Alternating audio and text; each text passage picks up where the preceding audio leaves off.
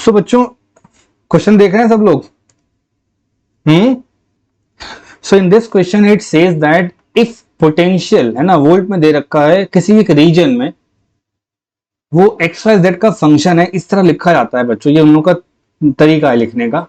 Basically potential का जो expression है वह है 6xy minus of y plus 2yz है ना। अब आप देख ही सकते हो कि जो v है बच्चों वो x पे भी डिपेंड कर रहा है, y पे भी डिपेंड कर रहा है, और यहाँ देखो z पे डिपेंड कर रहा है। अगर किसी रीजन पे बच्चों पोटेंशियल चेंज करता है तो वहां पे पक्की बात है इलेक्ट्रिक फील्ड होगी। तो उसने वही पूछ लिया है आपसे। अब क्योंकि इलेक्ट्रिक फील्ड एक वेक्टर क्वांटिटी है ना बच्चों, यहां लिखता हूं मैं इलेक्ट्रिक फील्ड इज अ बोलो vector quantity and the only prominent formula from previous chapters जो मैंने आपको बताया है वो ये होता है बच्चों, डीवी को लिखते हैं अपन लोग negative of E dot D are. हाँ या ना बोलो, यहां तक का तो कराया हुआ है ना मैंने। D V equals E dot D R. इससे इलेक्ट्रिक फील्ड बोलो कितनी आएगी, तो कहोगे सर इलेक्ट्रिक फील्ड यहां से मिल जाएगी minus of D V by D R, और यहाँ इलेक्ट्रिक फील्ड के सर पे वेक्टर और यहाँ पे वेक्टर। ये एक स्टैंडर्ड सा फॉर्मूला है। ये कब फॉर्मूला देते हैं, जब आपको V गिवन हो और इलेक्ट्रिक फील्ड फाइंड करनी हो। ये याद रहेगा सबको, 12th के बच्चों याद रहेगा। अगर कोई इलेक्ट्रिक फील्ड कोई क्वांटिटी वेक्टर में है और उसके कोऑर्डिनेट्स दे रखे हैं अपन को, और उसको अपन को कार्टेशियन फॉर्म में लिखना है, मतलब एक्स वाई जेड के टर्म में लिखना है, तो बच्चे लोग कोई वेक्टर चीज को अपन ऐसे लिख सकते हैं कि इसका एक कंपोनेंट एक्स वाला होगा, इसका एक कंपोनेंट बच्चों y वाला होगा, और इसका एक कंपोनेंट z वाला होगा। 11th क्लास से x के बगल में i लगाते हैं, y के बगल में j लगाते हैं, और z के बगल में k लगाते हैं। सिमिलरली जो dr होगा वो भी कहाँ पीछे रहने वाला है, वो भी बोलेगा भाई साहब मैं भी dx कहलाऊंगा, मैं भी dy कहलाऊंगा, और मैं भी dz कहलाऊंगा। उनके सर पे ऐसे वेक्टर वेक्टर करके कर सकते हैं। यहाँ पे j हो जाएगा और यहाँ पर i हो जाएगा। आई होप ये सबको समझ में आ जाना चाहिए। उसके बाद अगर आप देखोगे तो ex को dx के साथ सॉल्व करना है, इसको इसके साथ और इसको इसके साथ। बाद में उनको सजाने के लिए i j के अपन लिख देंगे। आया क्या समझ में? तो यहीं से अपन सॉल्व करना शुरू करते हैं। If you want to know what is electric field from x, तो आप बोलोगे sir ji minus of dv by dx कर लीजिए, उसमें क्या परेशानी है आपको। तो माइनस लगाया, बोलो d बाई dx लगाया, और v की वैल्यू कितनी है 6xy minus of y plus of 2yz। Is this clear? 12th class मैंने कुछ नहीं करा है भगवान, यही रख दिया यहाँ पे। बच्चों यहाँ पे आप लोगों को ना पार्शियल डिफरेंशिएट करना है, मतलब x के रिस्पेक्ट में देखोगे तो पहला वाला टर्म डिफरेंशिएट होगा, लेकिन बाकी दोनों टर्म में x नहीं है तो वो एज अ कांस्टेंट ट्रीट होंगे। और दुनिया जानती है भाई कि कांस्टेंट का डेरिवेटिव कितना होता है, बोलो बच्चों 0 होता है। तो बस फटाफट नेक्स्ट लाइन में लिख देना, ये मत करना कि शॉर्टकट में करवा रहे हैं बच्चों, ऐसे ही किया जाता है इसको। नेगेटिव सामने लगा रहेगा, 6xy को तुरंत करो, अभी टिप पे कितना होगा आंसर, वहां से 6 और y बाहर आ जाएगा, और x का कितना हो जाएगा 1। Is this clear? और आगे कितना हो जाएगा बच्चों, y कांस्टेंट होगा, और अगला टर्म में बच्चों कांस्टेंट होगा, और ये आपका आंसर आ गया। डाउट बोलो? मुझे नहीं लगता डाउट होना चाहिए किसी बच्चे को, यहाँ पे नहीं होगा। अब अगर मैं आपसे बोलूं y को करना है डिफरेंशिएट, तो बोलोगे सर कोई दिक्कत वाली बात नहीं है, नीचे y लिख लेते हैं। तो minus of d by D Y, v का टर्म होता है 6xy minus y plus of 2yz। अब बोलो एक एक करके बच्चों, y के रिस्पेक्ट में कैसे करोगे डिफरेंशिएट, बोलो बच्चे लोग। देखो y है ना, तो पहले हाँ y का डेरिवेटिव 1 हो जाता है, तो पहले वाला टर्म भी डिफरेंशिएट होगा, दूसरा वाला भी होगा, तीसरा वाला भी होगा। तो पहले वाले के लिए क्या कॉमन निकल आएगा गर्ल्स, 6x, y की वैल्यू 1 हो गई, माइनस y का कितना हो जाएगा, तो बोलोगे 1, और यहाँ पे कितना हो जाएगा प्लस करके 2z। Is this clear? Similarly बच्चों इसको D E respect to z पे निकाल सकते हो, तो हो जाएगा minus of d by dz। यहाँ पे v लिखा रहेगा, बोलो minus of d by dz। अंदर कितना लिखूं मैं 6xy minus of y plus of 2yz। इतना आ गया बच्चों समझ में? बिल्कुल सही है। ई ऑफ z कर लेते हैं अपन फटाफट, माइनस है बोलो z कहाँ कहाँ पे दिख रहा है? फर्स्ट टर्म में तो नहीं है, सेकंड टर्म में भी नहीं है, थर्ड टर्म में है। ये हो जाएगा 0 माइनस 0 प्लस, बोलो बच्चा 2y कॉमन हो गया, z का वैल्यू 1 हो गया। Is this clear? तो मेरे पास ना बच्चों तीन आंसर्स मिल गए हैं। ई एक्स की वैल्यू ये रही, ई वाई की वैल्यू बच्चों ये रही, और ई जेड की वैल्यू बच्चों ये रही। इस सबको ढंग से अपन फॉर्मूले में लिख लेते हैं। Therefore the electric field should become in vectors, तीनों के पास बच्चों नेगेटिव का टर्म आता है, बाहर ही लिख देता हूं मैं, और यहां बचेगा बच्चों 6y i, ठीक है, प्लस करके लिख लेता हूं मैं यहाँ पे 6x minus 1 plus 2z of j, ठीक है, और प्लस करके लिख देता हूं मैं माइनस ऑफ, है ना, माइनस नहीं आएगा, ये 2y ऑफ k। ट्वेल्थ के बच्चों यहां तक देखो, समझ में आ गया है क्या?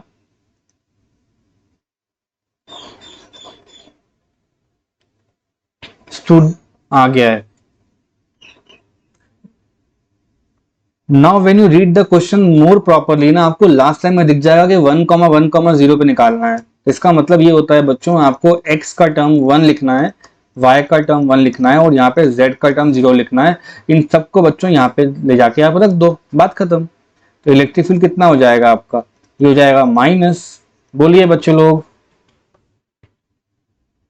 बोलो भाई, 6 1 जा 6i प्लस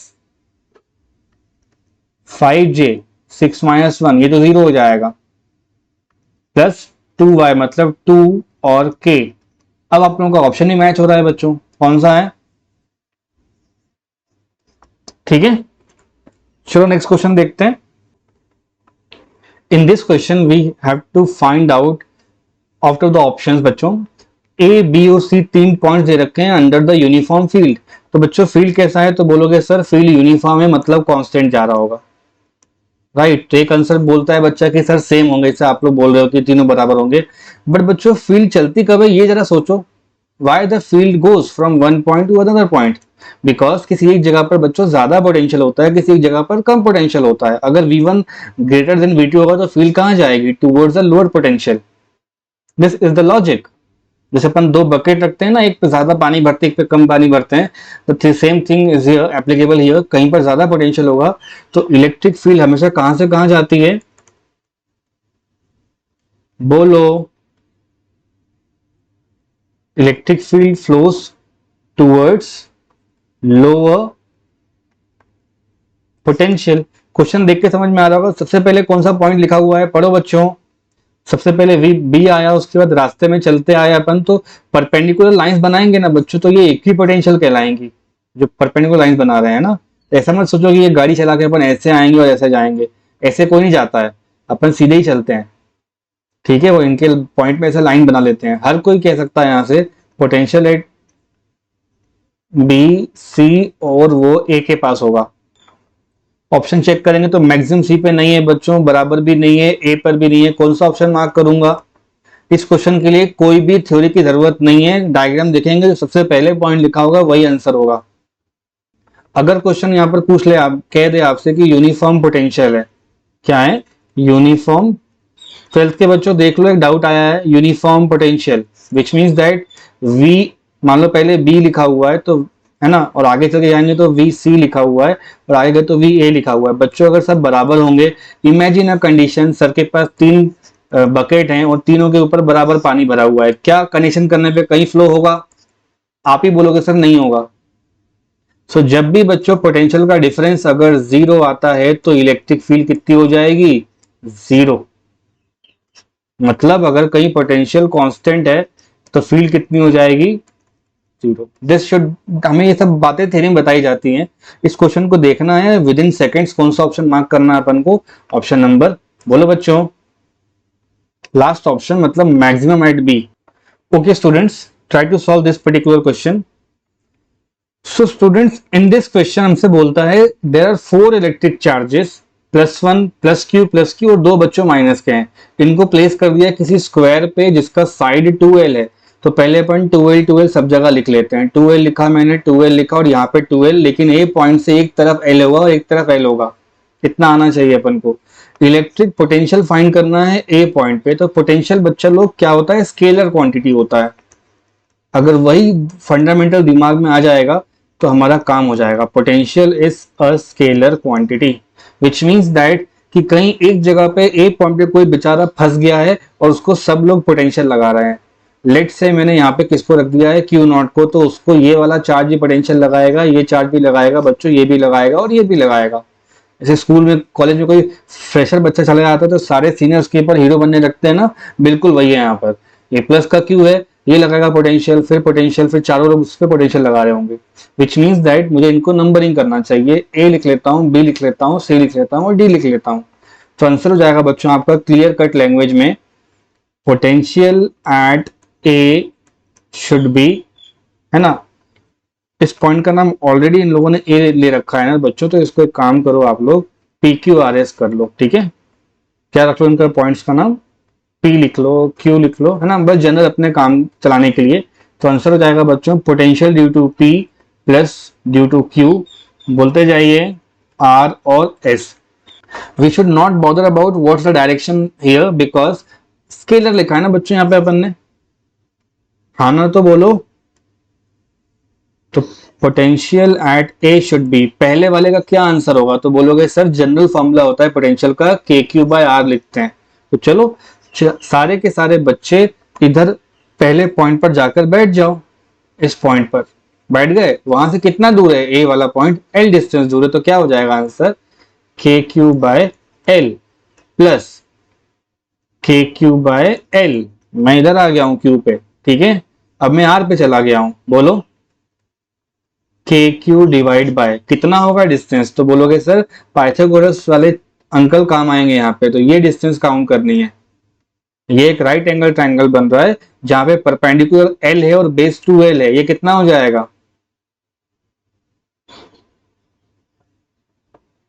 और सोचो, रूट के अंदर एल का स्क्वायर प्लस 2l का स्क्वायर कितना आ रहा है, 4l square plus 5l square कितना हो जाएगा, 5l स्क्वायर का रूट, तो कितना आया ये l रूट 5।